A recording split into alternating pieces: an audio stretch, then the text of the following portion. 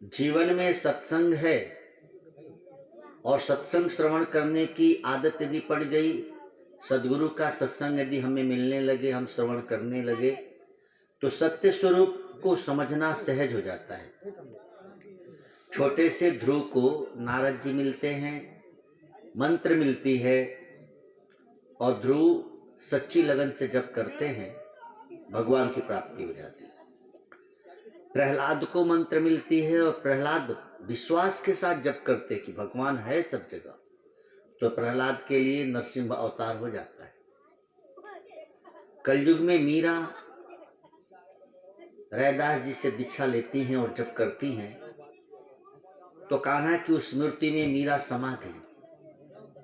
अनेक अनेक ऐसे दृष्टांत हैं कि यदि हम सदगुरु की शरण जाएं और सत्संग श्रवण करें तो आपका हमारा जीवन सत्य स्वरूप परमात्मा से मिल जाता है। अपने अंदर जो बैठा है, अपना जो स्वस्वरूप है, उसकी जानकारी हमको मिलती है। संसार की विद्याओं से हमने सीखा है दुनिया में ये है वे है, दुनिया भर की जानकारी, लेकिन हम कौन हैं इसकी जानकारी तो बस महापुरुषों के द्वारा ही मिलती है। यह अमेरिका है, यह इंग्लैंड है, यह घोड़ा है, यह गाड़ी है, ऐसा ज्ञान तो मिलता है, लेकिन वास्तव में हम कौन हैं इसका ज्ञान तो महापुरुषों के कृपा से ही होता है। जब हम संत की शरण जाते हैं तो हमको ये ज्ञान होता है कि हम कौन हैं। राजा परीक्षित दुखित बैठे थे, उनको था कि मुझे 7वें दिन तक्षक डसेगा और मेरी अकाल मृत्यु हो जाएगी। लेकिन पूरी भगवत कथा सुनने से परीक्षित को क्या मिला? परीक्षित को यह ज्ञान मिल गया कि वास्तव में हम मरते ही नहीं है भाई, मरता शरीर है, मैं शरीर हूं ही नहीं। तो ऐसा दिव्य ज्ञान कैसे मिला परीक्षित जी को? सदगुरु रूप में सुखदेव मिले। जब गुरु मिलते हैं तो नश्वर तन, नश्वर धन और ये नश्वर जो समाज है, परिवार है, संसार है, शाश्वत और नश्वर का भेद बताते हैं।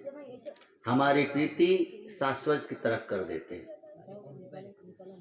इसीलिए सत्संग और सदगुरु दोनों की खूब खूब महिमा गाई गई है।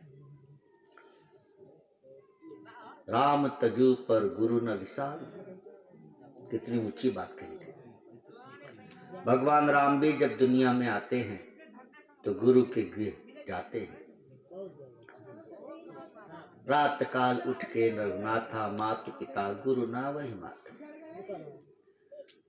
भगवान राम वशिष्ठ जी के शरण जाते हैं, भगवान श्री कृष्ण सांदीपन ऋषि की शरण जाते हैं। ये अखिल ब्रह्मांड नायक भी जब मानव बनकर अवतार लेते हैं तो गुरु की शरण जाकर मानव पूरे मानव समाज को सीख देते हैं कि आप अफसर हो, आप किसान हो, आप व्यापारी हो, आप नेता हो, अभिनेता हो, कुछ भी हो, लेकिन यदि आप किसी सदगुरु के शिष्य नहीं हो तो आपका जीवन जीवन ही नहीं है। जियत सौ समान सोई प्राण, फिर आप अपने को जान नहीं पाते। इसीलिए सभी से प्रार्थना, गुरु सुखदेव जी की कृपा से जैसे राजा परीक्षित को ज्ञान हो गया कि मैं शरीर नहीं, मैं तो आत्मा हूँ, मेरी मृत्यु नहीं होगी, ऐसा अद्भुत ज्ञान सुखदेव जी का हम सब भी सुन रहे हैं। और सुनते सुनते हमें भी ये भान हो जाए कि मैं शरीर नहीं हूँ, मैं आत्मा हूँ।